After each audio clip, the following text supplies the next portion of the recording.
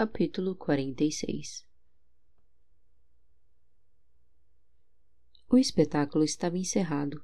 As crianças já saíam, mesmo porque havia acabado de anoitecer e as professoras da Escola Real do Saber não queriam que os pais se preocupassem demais. Era a última coisa que desejavam, na verdade, e isso era sério. Óbvio que ainda assim, e por mais cautela e zelo que as professoras tivessem, os pais se preocuparam demais, consequência de uma cidade em estado de sítio, e por isso muitos já estavam do lado de fora do circo, esperando por seus filhos. Garanto que você também o faria se fosse seu filho quem estivesse fora de casa, em um reino onde soaria em algumas horas um toque de recolher. Como já disse, o circo Gabbiani estava há poucos dias em Andrene e só havia colecionado problemas desde então. Não conseguiu uma boa estreia pela concorrência com o espetáculo Caçadores de Bruxas, no impecável Majestade, e ainda uma série de tragédias se seguiram. Para se ter uma ideia, esse espetáculo foi o segundo que conseguiram apresentar sem prejuízos, na verdade, também sem lucros. Curiosa a história desse circo. Já fora um dos maiores circos de Arzalon, desses que paravam as cidades quando chegavam, e isso porque o Sr. Gabbiani sabia fazer as coisas, gerenciar espetáculos e lidar com pessoas influentes. Sabe como aprendera isso? Sendo um dos nobres mais ricos de sua geração. Ele pertencia à nobreza, sim, mas apenas antes de ser o dono do circo. Na época, a família Risselli ainda estava no poder em Arzalon e o Sr. Gabbiani tinha um certo prestígio no Grande Passo, cuidando exclusive das contas do Tesouro Real. O problema do Sr. Gabbiani, o que realmente acabou com sua vida, eram duas características suas. Nada como alcoolismo e ganância, ou coisa do tipo. Muito pelo contrário, o que acabou com a carreira desse senhor foi exatamente a personalidade forte, insubordinável e a honestidade. Pois isso é um problema quando você descobre que existem nobres roubando o tesouro real bem debaixo das barbas do rei. Consequências dessa descoberta? Armações contra sua pessoa, intrigas nos ouvidos do rei e difamação como traidor da coroa nas ruas do reino. Gabbiani despencou do ápice para o buraco negro sem fim. Aliás, um estágio que Rei Primo Branford estava conhecendo naquele momento, no qual as coisas sempre podem ficar piores do que já estão. Em pouco tempo, não havia quase mais nada que o sustentasse, e quando uso os, refiro-me a ele e à filha, Liriel Gabbiani. Foi dela que partiu a ideia do circo. Era um custo barato na época, porque havia descoberto um circo falido, prestes a fechar as portas, definitivamente porque ninguém mais queria investir capital nesse tipo de espetáculo. Liriel fez o pai investir tudo que havia sobrado em um risco que os faria passar fome se desse errado, e funcionara, pois o homem sempre dá o melhor de si quando sabe que é sua última chance. O circo renasceu com o nome Gabbiani. A menina Liriel nessa época se tornara uma adolescente e continuou aprimorando o que mais amava praticar desde que se entendera como gente e ainda vivia como filha de nobre. Aulas de dança e de uma tal de ginástica ritmada que mesclava acrobacia, alongamentos avançados e uma flexibilidade excessiva. Aproveitando uma abençoada ultraflexibilidade, não demorou a fazer espetáculos do tipo e por eles consagrou-se nos palcos armados sob as tendas. Os nobres que haviam feito falir o Sr. Gabbiani, por sua vez, não se intrometeram na nova profissão de seu inimigo, isso porque achavam ideal ver o nobre derrotado terminar a carreira chamando palhaços para o picadeiro. Era a perfeita visão da decadência, ao menos na ótica desses nobres corruptos, que gostavam inclusive de comparecer aos espetáculos apenas para exibirem um largo sorriso nas arquibancadas mais caras. Alguns anos se passaram, e a dor de ver seu nome sujo como traidor, porém, foi acabando pouco a pouco com o emocional do bom senhor. Logo, algum tempo depois de ver o renascimento do circo que comprara, o Sr. Gabbiani infelizmente veio a falecer em profunda tristeza, e dessa vez, sim, parecia que o circo morreria uma vez mais. Liriel nessa época tinha 15 anos, e foi com essa idade que ela assumiu sozinha os negócios, impedindo que o circo se extinguisse novamente. Também se tornou a principal estrela e passou a dominar o trapézio, com números impressionantes sem a rede de proteção. Naquele atual momento, 1 ano e meio depois, ainda era a estrela e o coração daquele circo.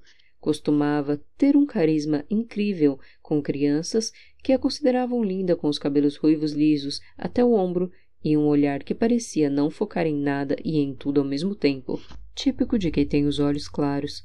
Já os adolescentes adoravam ir ao espetáculo também por causa do carisma de Liriel, embora eles tivessem ideias diferentes das crianças sobre o que definia uma pessoa com carisma. E era essa mesma Liriel Gabiani que estava secando os cabelos em seu camarim com uma toalha, após o mesmo espetáculo em que os pais se adiantaram aos professores nas saídas. Jogou a toalha em cima de uma cadeira, abriu a gaveta de um criado mudo, buscando um pente, olhou no espelho, arregalou os olhos, sentiu uma faca no pescoço. Mais algum truque, bruxa? A voz vinha de Snail Galford, a faca também. A sombra havia, enfim, encoberto o fantasma. Capítulo 47. Soe o toque de recolher agora. Como sempre, um rei não precisava repetir 2 vezes uma ordem, e não mais que 10 minutos após ter dito tais palavras, estridentes sirenes foram ativadas em pontos estratégicos de Andraine, ecoando um aviso sonoro muito claro. Quem estivesse nas ruas, que corressem para suas casas. Muitos pais agradeceram aos semideuses a própria iniciativa de terem ido pessoalmente buscar os filhos na porta de um circo, e os que não o fizeram pensaram que a ideia estúpida fora de deixar seus filhos concluírem tal passeio apenas porque o tinham pago. Mas ainda assim, haveria tempo de chegarem em casa por causa de 1 hora de tolerância dada pelo rei, o mesmo rei que, se já estava nervoso, ficou ainda pior quando soube do sequestro de uma rainha e uma princesa de outro reino em suas terras. — Quando soubestes? Perguntou o primo, da forma mais calma que podia. — Há cerca de 10 minutos, majestade, repetiu o sargento, tremendo como sempre. Perguntou-se por que diabos tinha de ser a patente mais alta no grande passo naquele momento. Preferia que seu tenente ou capitão estivessem ali, enquanto ele próprio estivesse nas ruas comandando soldados, mas isso seria impossível, pois as mais altas patentes estavam naquele momento nas ruas, comandando investigações sobre um sequestro que poderia render futuros conflitos diplomáticos. Agora me diz, sargento, com base apenas nas informações que recebeste. Primo falava muito baixo, talvez com receio de se exaltar demais. Diz-me, como esse maldito fez isso? Bem, majestade, sabemos que a princesa e a rainha estavam voltando para o grande passo, a fim de dormir em sua última noite em Andraine, após terem bem se alimentado no garfo dos nobres, quando um grupo grande de sombras surgiu, logo que a escuridão se iniciou após o crepúsculo. E tu não vais me dizer que não havia homens nossos fazendo a escolta da rainha, não é, sargento? O rei continuava tentando manter o tom de voz baixo. Infelizmente, havia sim. E o sargento olhou para baixo. Infelizmente, sargento. Talvez apenas 1 ou 2 sobreviventes, majestade. E primo Branford apertou o punho e apoiou o nariz sobre ele, cobrindo a própria boca. Inspirou fundo uma vez, expirou fazendo barulho. Voltava a pensar no poço sem fundo.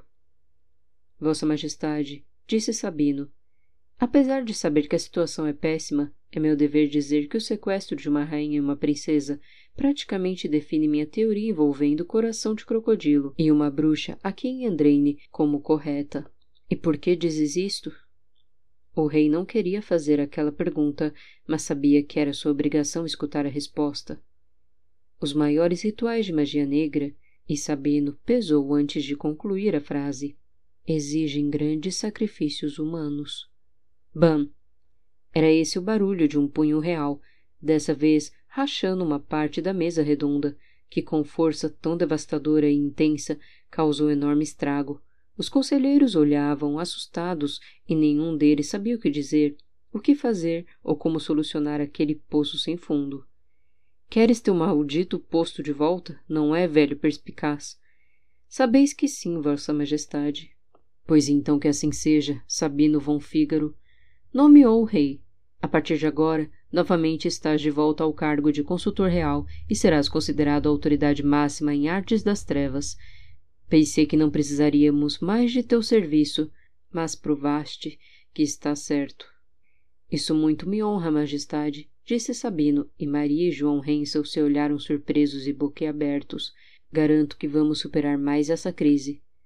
Disso não tenho dúvidas. E um rei ajeitou a capa e se dirigiu com a cabeça erguida em um andar real de guerra até o salão seguinte, onde militares de patentes maiores que a do sargento enfim se acomodavam, vindos das ruas. Vossa Majestade, tentou dizer o capitão mais próximo, quando o rei entrou no salão. Não me digas nada, capitão, interrompeu o rei, erguendo o dedo indicador. Eu sei muito bem o que está acontecendo.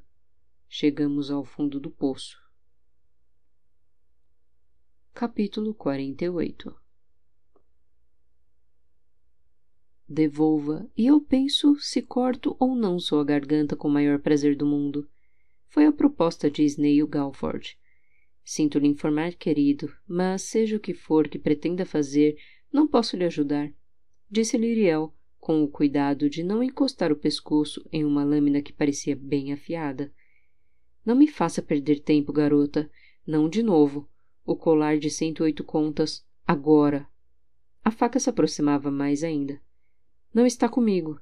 Repare que ela poderia fingir que Snail era maluco e tentar ganhar tempo, mas sabia que era uma ideia idiota, irritar ainda mais alguém que está com uma faca em seu pescoço. Além do mais, dizia a pura verdade. Com quem está?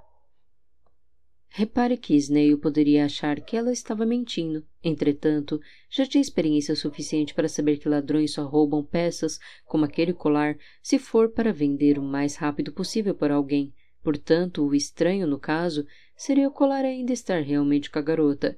E no fim das contas, caso ela estivesse mentindo, bom, ele agora já sabia mesmo o endereço. Era só voltar e cortar-lhe a garganta.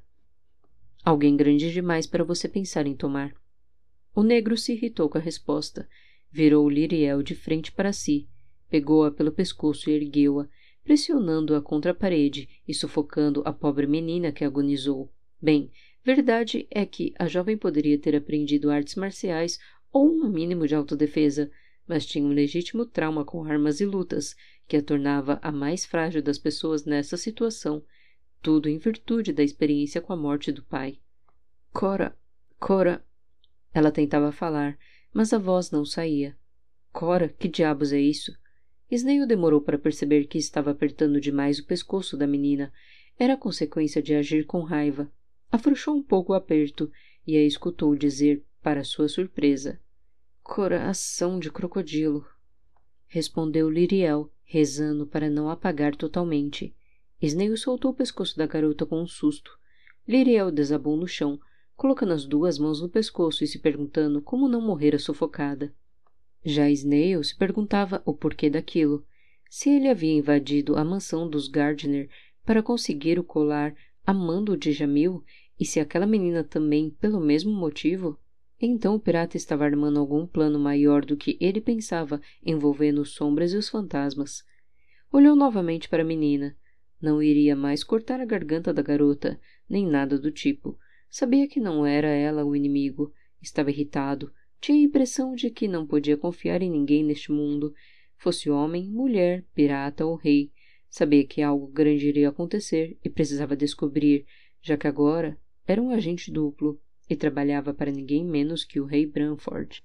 Ah, sim, e não pense que ele queria descobrir o que estava acontecendo para zelar por sua consciência, agir pelo bem ou qualquer coisa nessa linha. Queria assim descobrir uma informação valiosa, dessas que poderiam desequilibrar um lado da batalha e pesar exatamente para qual lado iria entregá-la, o do rei ou o do pirata. Era essa a maior vantagem em ser um agente duplo. Cedo ou tarde, as informações passariam a valer ouro, exatamente como em um arremate. E quem vivesse veria isso. Desde que pagasse, e muito bem, é claro. Capítulo 49. Quando um rei fala para seus comandados em estado de guerra, o ambiente muda, a energia atmosférica muda, o tom da voz do monarca parece diferente e evoca sentimentos tão diversos e ao mesmo tempo únicos, que os comandados passam a querer a batalha e esquecem o medo durante a luta.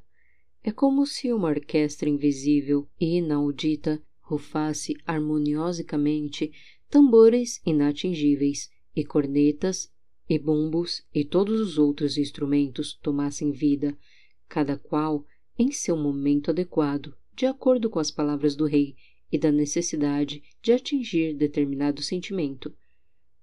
Como bem pregou meu conselheiro, o surgimento de heróis traz consequências profundas com esse gênese, e digo isso porque traz com ele a existência de uma força oposta para obrigar tal nascimento. E quanto mais poderosa for a força heróica, quanto mais vigorosa for a energia dispensada para proteger inocentes aliados, com certeza isso dirá bastante sobre a força contrária a ser combatida. Uma pausa. Uma vez, lutei ao lado dos maiores heróis desta terra e tive a honra de ter meu nome cantado por bardos ao lado dos nomes deles, na caçada que mudou este mundo. Hoje, esses grandes heróis não estão aqui para lutar ao nosso lado, mas a ameaça que parece retornar a este reino exigirá de Arzalo uma energia e um heroísmo tão profundos quanto os daquele tempo. Não sei se ainda me resta a mesma energia, ou a mesma vitalidade de outros tempos de guerra, mas algo existe dentro de mim, forte o suficiente para assumir como rei diante de vós. Sou hoje um homem que admite seus erros muito mais facilmente do que outrora, um homem que bem sabe a responsabilidade de liderar a maior nação do mundo e o quanto pequenos e grandes erros nessa liderança podem custar a todos os cantos de Nova Éter. Outra pausa e outra reflexão. Aqui assumo. Não sei se minha habilidade se equipara à de meus tempos joviais, mas juro a vós que meu sangue ferve pela confirmação. Hei de admitir que não mais suporto aguardar como político enquanto ataques correm dos lados de fora deste paço. Basicamente, uma nova guerra urbana será iniciada e dessa vez envolvendo mais do que apenas fadas caídas, mas também um pirata estrategista aliado à maior organização criminosa desta cidade. E o que mais quero nesta hora é um corcel e minha espada para enfrentar aqueles que desafiam o poder do maior de todos os reinos.